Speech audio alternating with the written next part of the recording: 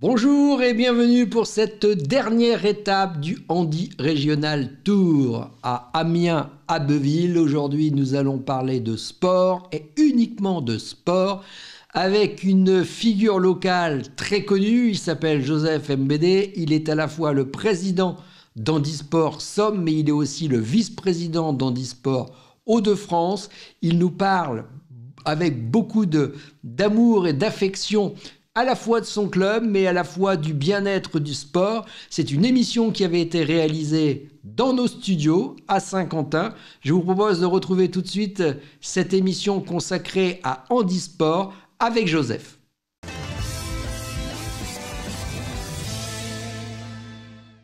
Voilà, et on continue toujours en direct. Alors, on a perdu un petit peu de temps pour tout vous expliquer, le temps de rentrer avec les fauteuils dans le studio et de raccompagner David, d'accompagner Joseph jusqu'à notre micro.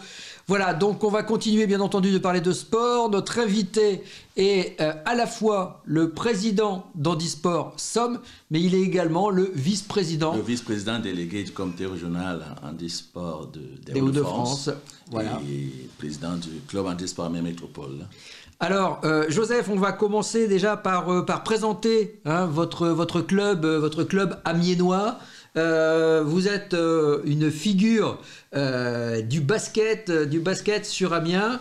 Vous êtes tonton, c'est ça? C'est comme ça qu'on vous appelle? Le tonton, voilà, tous les basketteurs, tous ceux qui sont passés, même beaucoup de stagiaires qui sont passés dans le club, voilà, c'est leur tonton, le tonton du basket, pour ne pas citer Johan, il disait voilà, je suis le tonton du basket.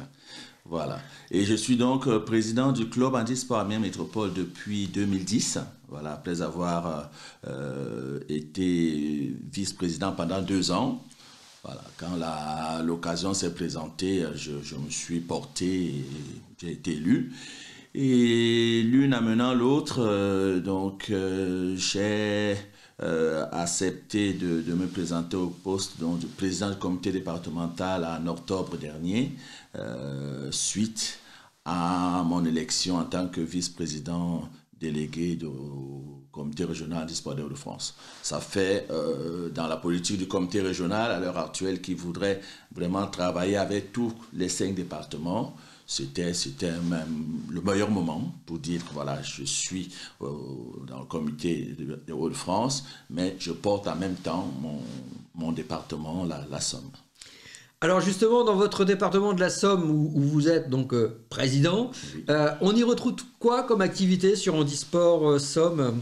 Nous avons 22 clubs affiliés à ce jour et qui propose donc un panel d'activités, donc ça va des sports d'adresse au sport avec le basket, le chambara, je prends comme ça ce qui me vient. Il y a de l'escrime, il y a la boccia, la sarbacane, ça c'est vraiment fait pour le coup, c'est présenté, c'est proposé par le club. Voilà, donc j'ai les 2 casquettes, donc j'espère que je ne vais pas m'y perdre, parce qu'au niveau du club Handisport Amiens Métropole, on va avoir donc la Sarbacane qu'on aura aussi sur d'autres clubs comme à Pont-Rémy, il y a un club Sarbacane. Après, on va avoir la boccia donc pour nos profils handicap lourds. On a le tennis de table, natation, activité aquatique, j'enchaîne. Le tir à l'arc, non aux malvoyants. On a même des archers qui tirent en fauteuil. Et carabine, vous avez? Le tir à la carabine, c'est un club à Albert, donc qui reste, même si la Fédération française handisport n'a plus la délégation, mais ce club reste quand même affilié au comité départemental handisport de la Somme et propose effectivement du tir laser, ainsi de suite. Alors, on en parlera tout à l'heure, puisqu'on aura un reportage qui va nous emmener avec Esther, qui est votre service civique, je crois. Mais vous avez trouvé une solution pour pouvoir faire de la serbacane à distance pendant justement cette histoire de confinement. Effectivement, ça c'était. Il fallait y penser déjà. Oui, c'était vraiment la sacrée trouvaille grâce à Benjamin, au génie de notre délégué départemental. On l'a posté sur le site du comité et on a eu des inscriptions de toute la France quasiment. Puisque on explique un peu comment ça se pratique. Comment ça se passe. Les cibles sont envoyées, donc les cibles sont téléchargeables. Les candidats pratiquent, ils relèvent les scores, ils postent, ils nous envoient par mail leurs cibles. Nous, on fait un décompte et on fait un classement national. Donc, de tous ceux qui ont participé, on a vraiment des structures d'autres régions. Ça a été mis en place justement pour pouvoir continuer le sport pendant cette période de confinement. Oui.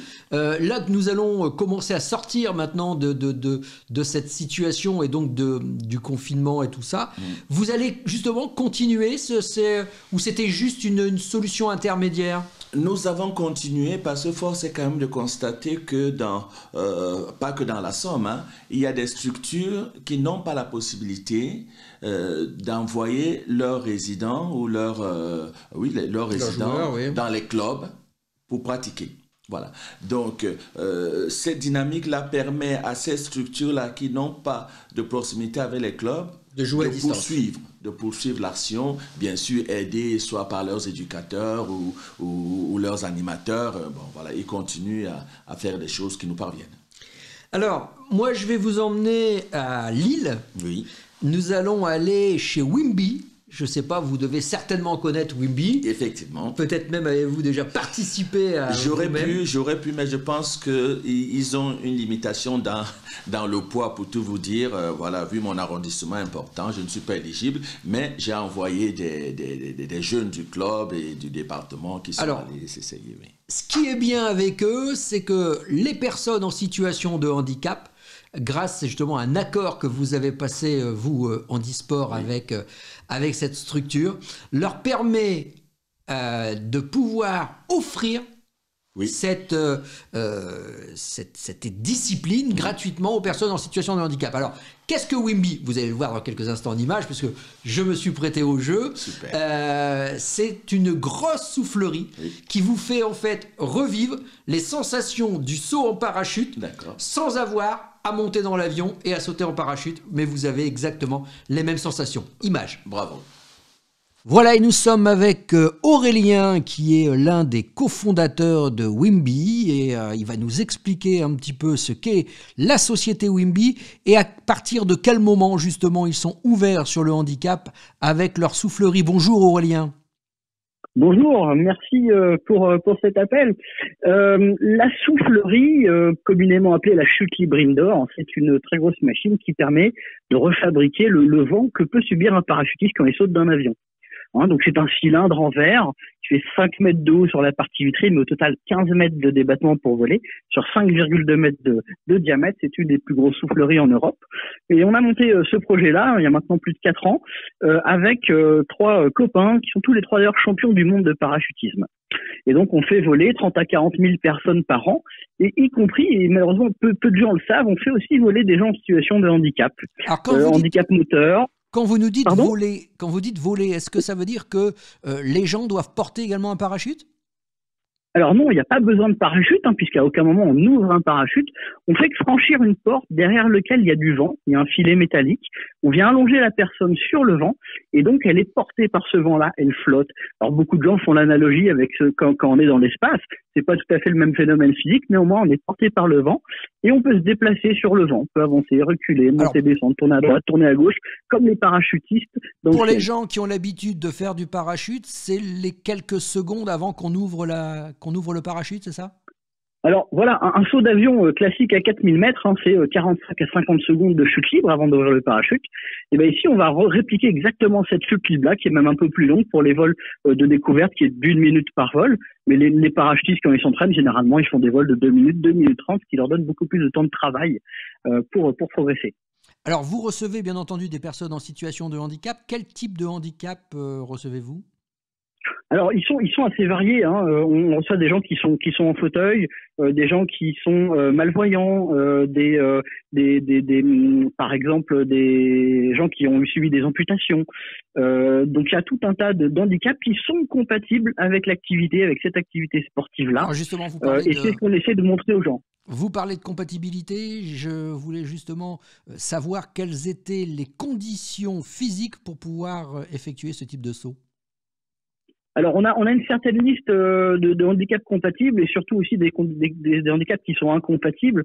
Je veux dire le plus gros, par exemple dans le cas des personnes qui sont en fauteuil, c'est d'éviter la surblessure évidemment. Hein, donc ce qu'on fait quand on a une personne qui est en situation de handicap, c'est qu'on fait valider avant par un médecin qu'il n'y a pas de risque de surblessure et à partir de là, nous on peut les prendre en charge de A à Z. Et les faire voler, leur faire découvrir ce sentiment magnifique qu'est de voler. On regagne de la liberté, du mouvement, on échappe à la gravité pendant quelques minutes et ça c'est juste formidable. Alors les gens qui nous écoutent doivent se demander où vous vous situez. Vous êtes en région lilloise, c'est ça ? Exactement, à 10 minutes de Lille, on est à Léquin, en face de l'aéroport. Donc on est très accessible hein, sur le bord de l'autoroute A1. Donc, vous avez un site internet où est-ce qu'on peut retrouver tous ces renseignements ? Bien sûr, sur wimby.com, WEEMBI.com, et également au 03 74 09 4x0. Je répondrai avec plaisir à vos questions. Eh bien Aurélien, on aura plaisir à vous retrouver sur notre antenne dans quelques temps puisque vous viendrez nous reparler du projet que vous êtes en train de monter avec l'Europe et avec la Fédération pour permettre justement l'accessibilité à votre soufflerie de façon gratuite pour les personnes en situation de handicap. Exactement. Merci Aurélien et à bientôt. Merci beaucoup. Voilà, que de sensations et que de souvenirs, mon ami Joseph. Oui. Tu sais, j'ai eu également la chance de sauter en parachute à Frétois-le-Château. D'accord. Et là, vraiment, le Wimby, tu retrouves ces sensations du saut en parachute sans avoir les appréhensions de l'avion qui monte à 3000 mètres, etc. Donc, c'est vraiment en toute sécurité quelque chose que je pourrais recommander bien volontiers. Je voudrais qu'on continue de parler justement de Benjamin. Oui. Il a toujours de très bonnes idées, ce garçon. Oui. Et vous avez justement un département handisport très dynamique. Hein. Oui. Il y a toujours quelque chose à l'affiche, quelque chose d'organisé. Il y a toujours quelque chose et c'est parce qu'il y a cette volonté-là, bien sûr, de Benjamin qui est sur le terrain, mais aussi la volonté des élus. Il faut pas l'oublier. Et à côté des élus du comité départemental, je dois avouer que ce soit la métropole ou le conseil départemental qui sont vraiment nos partenaires et puis qui nous accompagnent dans toute cette dynamique-là de travail et de développement du mouvement handisport, on ne serait pas grand-chose finalement. Oui, Benjamin, on a beaucoup de chance de l'avoir, hein, il faut le dire. En fait, c'est un ensemble. Oui. Voilà, oui. Vous êtes un grand puzzle. C'est ça. Avec chacun à sa place dans le puzzle. Et si on retire un élément, ça marche moins bien déjà. L'édifice peut tomber, effectivement, oui. Mais il y a beaucoup, je dis toujours, j'ai eu la chance, moi, en tant que président, de tomber sur des passionnés. Des gens qui aiment le mouvement, des gens qui savent ce qu'ils veulent dans leur engagement. L'accueil et l'accompagnement de la pratique sportive pour les personnes en situation de handicap, même si les valides sont bien sûr bienvenus et dans plusieurs de nos disciplines, on en croise, on en reçoit, mais vraiment notre cœur de métier de bataille, c'est que les personnes en situation de handicap puissent accéder à la pratique sportive. Alors, justement, ce n'est pas votre cœur de métier, parce que vous êtes une association et vous n'en faites pas votre métier. Absolument. Alors qu'on voit fleurir maintenant des gens qui ont fait du handicap leur business, qui forment effectivement au sport en handicap, mais parce que derrière, il y a de l'argent, parce qu'on va aller chercher des budgets, parce qu'on va faire payer les gens, etc. Alors que vous, on a bien compris, vous reposez sur le mode associatif, oui. sur la volonté Oui. et vraiment l'envie d'être ensemble. Et c'est pour ça que vous êtes le tonton. Merci. C'est parce que vous êtes une famille. Oui, oui, merci vraiment pour cette rectification. Ouais. C'est pas un métier, nous sommes tous bénévoles, pour ainsi dire. Mais c'est bon d'amener cette nuance-là. Voilà, c'est paradoxal. Le petit, on ne peut pas faire du handicap le business. C'est impossible et je suis d'accord. Je suis très heureux de l'entendre.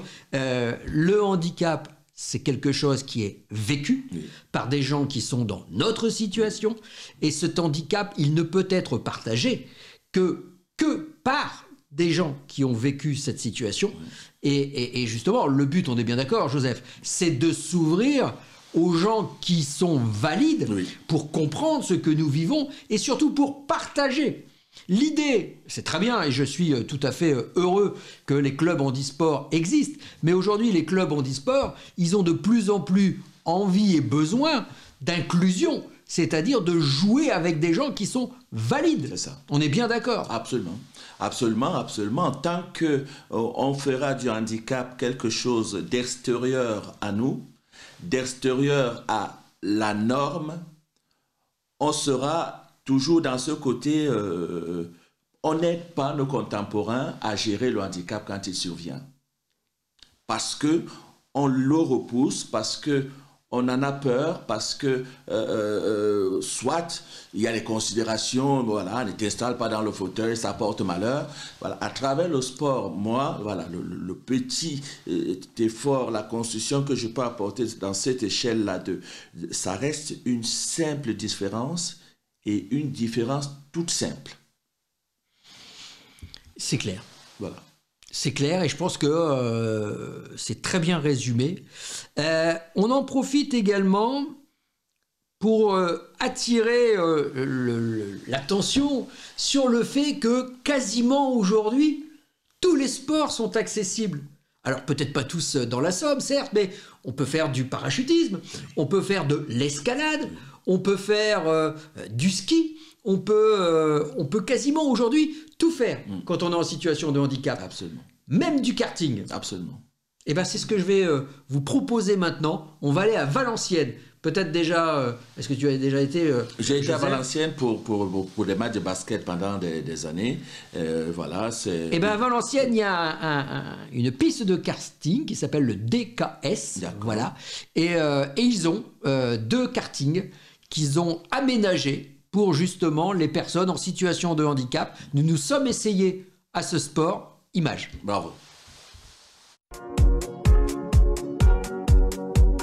Voilà, donc nous sommes toujours à côté de Valenciennes, à Rouvigny très précisément, piste de karting. Vous vous posez la question, est-ce qu'on peut aller faire du karting quand on est en situation de handicap? La réponse est oui. Je vais maintenant vous le prouver en images. Allez, vous me suivez? On va directement sur les pistes. Ah, Jean-Loup! Alors expliquez-moi un petit peu votre carte alors. C'est un kart biplace. Vous avez côté moniteur, donc 2 volants. Donc les deux, on peut avoir le volant.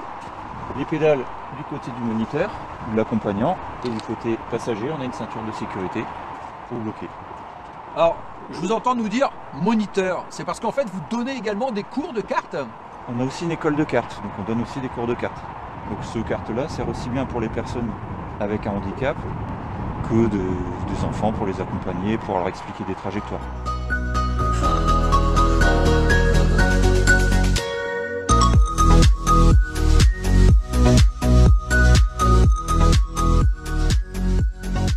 Jean-Loup, on est ici dans le magasin, c'est ça? C'est ça. Donc le magasin, c'est là où vous entreposez vos cartes cartes. stockées pour l'hiver, des cartes d'occasion. Donc vous nous disiez tout à l'heure, vous aviez une centaine de cartes au total. Donc vous êtes capable d'accueillir des enfants, des adultes, mais justement des personnes en situation de handicap. C'est bien ça. Que ce soit avec le biplace, après on a des cartes enfants, ensuite les cartes adultes classiques, des cartes un peu plus puissantes 3,90, des 2 temps, du coup le biplace. Et vous avez un solo, vous pouvez commander au volant. Et un solo qu'on peut commander au volant. Michel, alors vous êtes l'heureux propriétaire de ce circuit. Vous avez souvent des personnes en situation de handicap qui viennent s'essayer aux cartes? Non. On a gardé un kart exprès, celui que je vous avez vu avec Oui. les paillettes au volant, mais en fait malheureusement il ne sert pas. Voilà. Malheureusement, ça se développe pas. Vous parliez de groupe, ça veut dire qu'aujourd'hui, un comité d'entreprise ou une association peut organiser en fait un groupe et à la fois donc On peut privatiser. Voilà, c'est ça, on privatise. On peut privatiser, on a déjà pris jusqu'à 300 personnes. Tout dépend, c'est une histoire de budget, mais après on peut faire réunion de travail, réunion pour faire plaisir, repas avec le restaurant, on peut faire un bon repas, une formule de carte, l'endurance, on fait ce qu'on veut en fait. Bon. Présentation de produits. Eh ben écoutez, merci. Voilà, tout ça pour vous montrer qu'effectivement, tout est possible et tous les sports sont accessibles.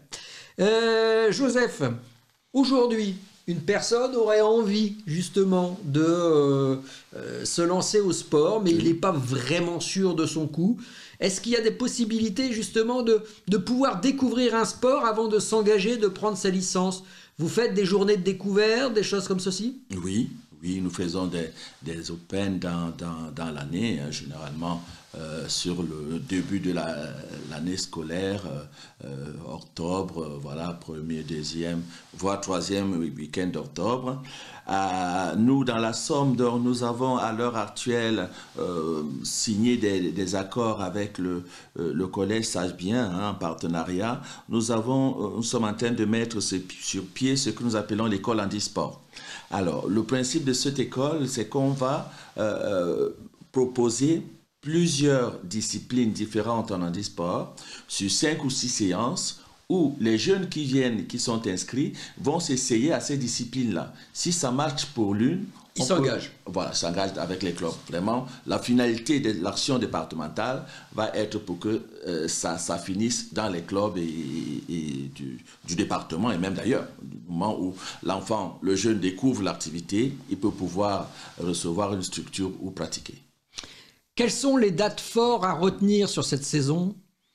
Les dates fortes à retenir sur cette saison, on va avoir le programme, le IFAV là, pendant toutes les vacances d'été qui vont arriver.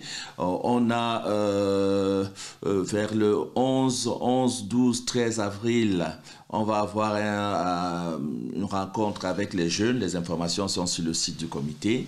Bon, après, en octobre, donc, on aura effectivement l'Open pour le début de saison avec tous les clubs qui sont affiliés au département qui viennent proposer les activités. On aura l'occasion d'en reparler, bien sûr. Avec plaisir.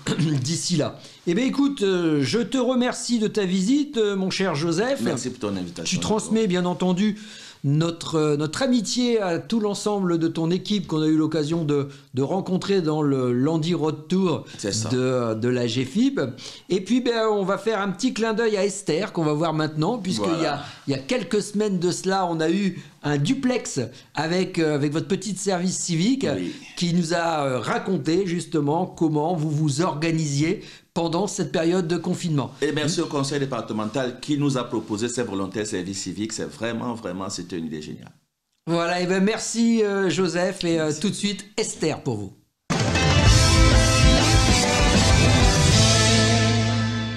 Il va y avoir du sport, c'est le cas de le dire, avec Handisport Somme. C'est Esther que l'on retrouve. Bonjour Esther. Bonjour. Alors Esther, racontez-moi, qu'est-ce qui va se passer là dans la Somme? De la Serbacane, de la Boccia? Oui, c'est ça. Avec le comité départemental handisport de la Somme, on va organiser 2 challenges, Sarbacane et Boccia, durant ce mois.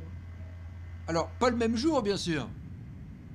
Non, les challenges sont sont organisés en 6 défis. Un défi à réaliser par mois, de janvier à juin 2022. La Sarbacane, on connaît, hein, on va pas réexpliquer ce qu'est la Sarbacane. Par contre, j'aimerais bien qu'on revienne un petit peu sur la Boccia, puisque tout le monde ne connaît pas ce sport qui se généralise de plus en plus maintenant chez Handisport. Racontez-nous un petit peu ce qu'est la Boccia. Alors la Boccia, c'est un peu comme la pétanque, sauf que voilà, les balles, elles sont un peu plus mou, un peu plus légères en fait. Ouais, voilà, un petit peu pour les personnes en situation de handicap. Alors ça va se passer où vos défis? Il y en a un déjà qui va se passer à Amiens, mais ça va tout se passer à Amiens, ça se joue également dans d'autres villes de la Somme? Alors, elle ne s'organise pas en présentiel, c'est plutôt, en fait, elle s'organise en distanciel. Du coup, euh, chez, directement de chez eux, en fait, dans les structures et tout. Et en fait, nous, on a contacté plusieurs structures, des EHPAD ou des IME dans tout le département de la Somme, pas seulement sur Amiens. Et via Facebook ou le site internet du comité, d'autres villes, enfin d'autres personnes d'autres départements peuvent y participer. Alors là, il va falloir que vous m'expliquiez, parce que j'ai du mal à comprendre comment on peut participer à un championnat de Sarbacane ou de boccia en étant chez soi. Alors en fait, par rapport à ça, on a mis en place voilà, ces challenges en distanciel, c'est par rapport à la crise sanitaire. Du coup, c'est un peu compliqué voilà, de rassembler un peu tout le monde dans un même endroit pour pouvoir faire voilà, ces défis. Du coup, on, on l'a mis en place voilà, pour que les structures, comme j'ai dit avant, peuvent participer directement de chez eux. Il suffit juste en fait de nous contacter, de s'inscrire sur le site du comité handisport de la Somme. Et dès qu'ils se sont inscrits, nous en fait on leur envoie un mail avec 3 documents qui voilà, il y a le règlement sportif, la fiche de Siburi et la fiche de score qu'on envoie et que ensuite on peut lancer en fait directement le défi. D'accord. Donc en fait, on est bien d'accord, ils vont jouer depuis chez eux, mais en fait, vous, sur un plan départemental, vous rassemblez un petit peu tous les défis qui auraient eu lieu dans le département pour en fait sélectionner le meilleur. Oui, c'est ça. Alors à ce jour, vous avez combien de participants? Alors, on a mis en place déjà pour la Sarbacane et je pense qu'on est 7 participants pour l'instant. Et ils sont filmés? Voilà. Pardon? Ils sont filmés? Non, là, on laisse vraiment voilà, en pleine confiance, on va dire, aux participants de jouer le jeu, de faire voilà, dans les règles, de ne pas tricher et tout. Mais voilà, non, on ne peut pas avoir un contrôle vraiment sur tous les défis. Esther, que je comprenne bien. Par exemple, je suis l'EHPAD de Albert. Je décide de participer à votre jeu avec donc mes résidents. Il suffit donc de s'inscrire, j'organise le jeu avec mes résidents et après je vous transmets le nom de celui qui aura gagné. C'est bien ça? Oui, c'est ça. On a une petite fiche de score qu'il faudra nous renvoyer. Et sur la fiche de score, en fait, on a un petit bonus de 10 points où il faut faire une photo pour prouver que voilà, pour que les résidents, en fait, ils ont bien fait le défi et tout. Vous nous rappelez l'adresse du site internet sur lequel on peut retrouver toutes ces informations? Alors, sur le site internet du comité, c'est www.handisport-somme.org. Très bien. Eh bien, écoutez, Esther, merci pour ces précisions. J'espère en tout cas que vous allez avoir bon nombre de participants. Et c'est très bien de pouvoir organiser des manifestations de ce type. On s'adapte, hein, aujourd'hui c'est ça, avec cette crise sanitaire, on est obligé de s'adapter au jour le jour. Passez une excellente fin de journée et donc on invite toutes les personnes qui seraient susceptibles d'être intéressées pour participer soit au challenge de Sarbacane, soit à celui de la boccia, de se rapprocher d'Handisport Somme.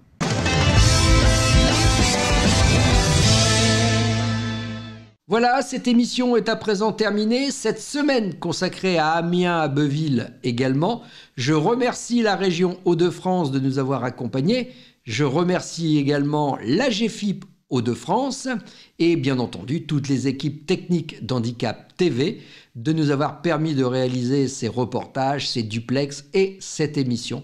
Merci à tous de nous suivre sur Handicap TV, l'application Handicap-TV et notre site internet handicaptv.tv.